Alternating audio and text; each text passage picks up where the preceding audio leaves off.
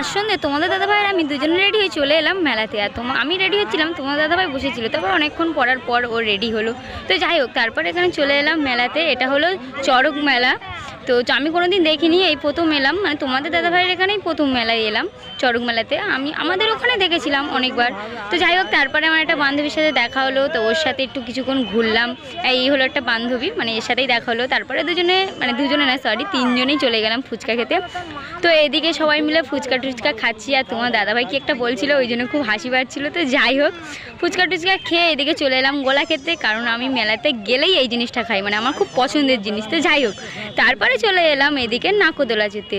তো তোমাদের দাদাভাইয়ের সাথে এলে কোনো দিন চড়ায় না, তো এই বান্ধবীর সাথে এলাম বলেই চড়ানো হলো। তো তারপরে বাড়ি যাওয়ার সময় তোমার দাদাভাই নিয়ে নিল রোল চাউমিন। তো এদিকে বাড়িতে রোল চাউমিন নিয়ে চলে যাচ্ছি, আর প্রচুর ভিড় হয়েছিল মেলাতে, প্রচুর। তো যাই হোক, দেখা হবে নেক্সট ভিডিওতে, ততক্ষণ ভালো থেকো, বাই।